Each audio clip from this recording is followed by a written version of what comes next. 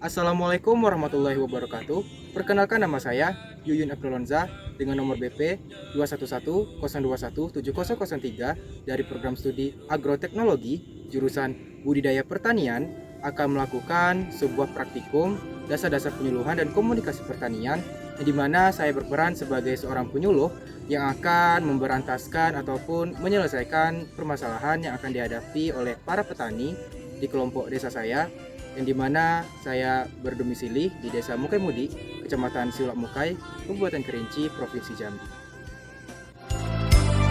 Kami cinta pertanian. Cinta pertanian.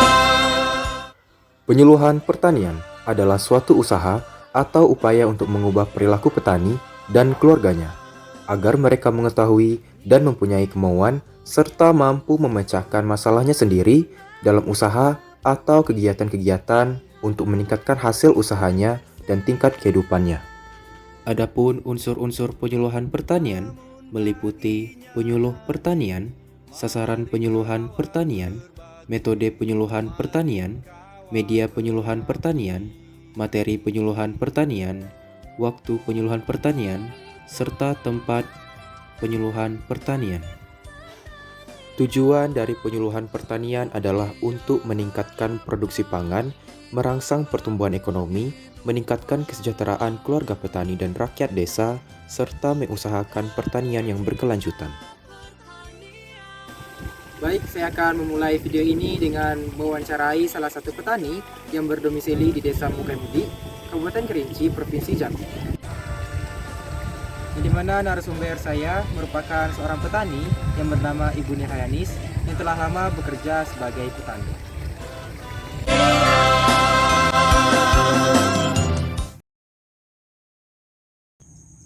Perkenalkan, nama saya Ibu Nirhayanis.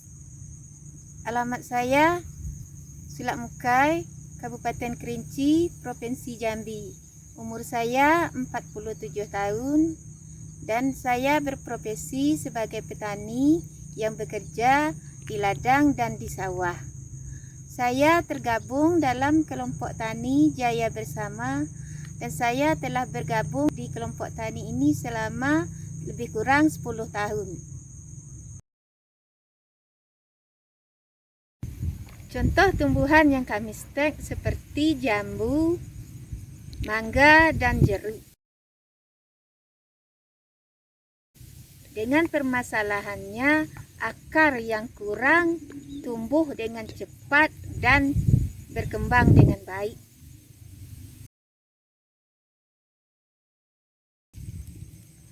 Untuk itu kepada Ananda untuk memberikan petunjuk cara pembuatan ZPT yang tepat untuk tumbuhan yang kami sediakan. Zat pengatur tumbuh atau disingkat ZPT memiliki peran yang sangat penting bagi pertumbuhan dan perkembangan tanaman. Zat pengatur tumbuh atau fitohormon merupakan senyawa organik yang bukan hara. ZPT dalam jumlah sedikit dapat memacu, menghambat, dan dapat pula merubah proses fisiologi tumbuhan. Zat pengatur tumbuh memberikan kontribusi penting dalam dunia pertanian. Hormon tumbuhan atau fitohormon adalah sekumpulan senyawa organik baik yang terbentuk secara alami maupun buatan manusia. Zat pengatur tumbuh atau disingkat ZPT dalam kadar yang sangat sedikit mampu memberikan efek atau reaksi secara biokimia, fisiologis, dan morfologis. ZPT berfungsi untuk mempengaruhi pertumbuhan, perkembangan, maupun pergerakan taksis tanaman dengan cara memacu, menghambat, atau mengubahnya. ZPT bukan termasuk hara atau nutrisi, perbedaan pada fungsi, bentuk, maupun senyawa penyusunnya. Tumbuhan mampu memproduksi ZPT sendiri atau disebut endogen untuk mempengaruhi pertumbuhannya. Selain itu, tumbuhan juga bisa dipengaruhi oleh hormon dari luar atau disebut eksogen. Hormon eksogen merupakan bahan kimia sintetik buatan manusia yang memiliki peran sama seperti hormon endogen. Saat ini, sudah banyak tersedia produk-produk yang dilengkapi dengan zat pengatur tumbuh, baik yang terbuat dari bahan kimia maupun organik. Misalnya, Skor, Atonic, VOC, dan NASA. Jenis-jenis zat pengatur tumbuh seperti auksin, sitokinin, giberelin, etena, triakontanol, inhibitor, dan poclabutrazol.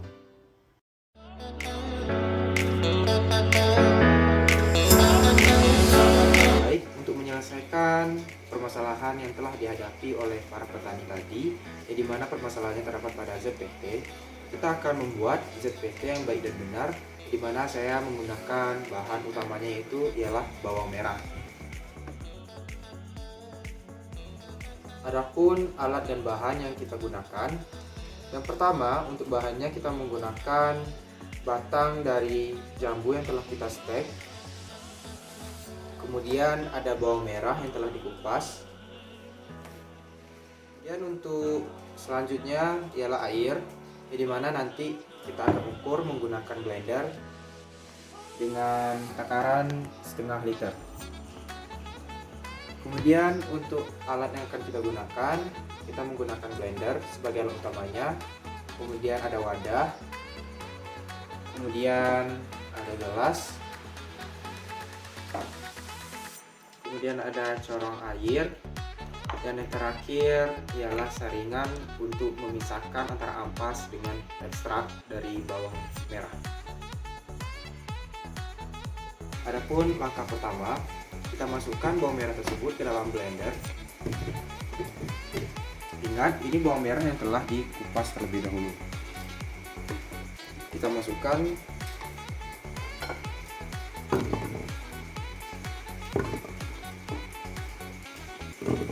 sekitaran 6 butir bawang merah. Oke.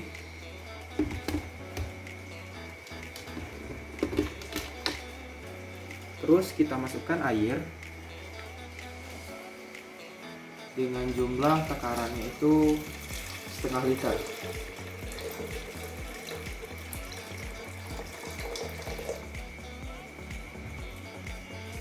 Tutup.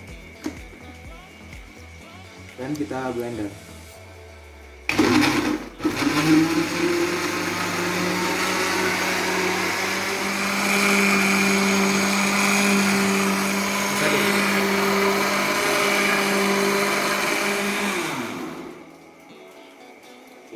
Setelah kita blender, kemudian kita saring untuk memisahkan antara ampas dan ekstrak yang telah kita hasilkan.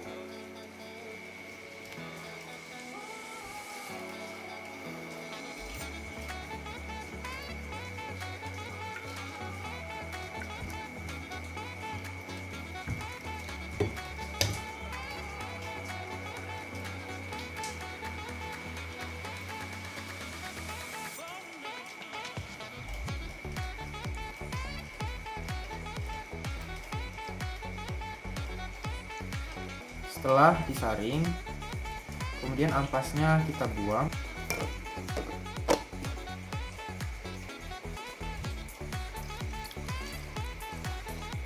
Kemudian ekstraknya kita masukkan ke dalam gelas yang telah disediakan dengan corong, dan kita masukkan bagian batang jambu yang telah distek ke dalam gelas tersebut. Sehingga jadilah ZPT dari bawang merah yang baik dan benar untuk menyelesaikan permasalahan dari para petani.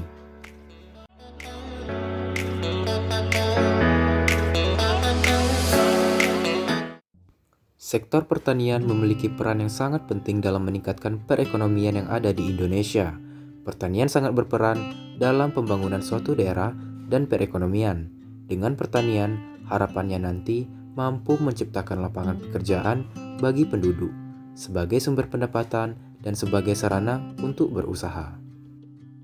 Sehingga pentingnya kita mempelajari ilmu pertanian yang bertujuan untuk memberi makan populasi dunia sambil mencegah masalah keamanan hayati yang mampu mempengaruhi kesehatan manusia dan lingkungan. Hal ini membutuhkan manajemen yang baik terhadap sumber daya alam dan menghargai lingkungan.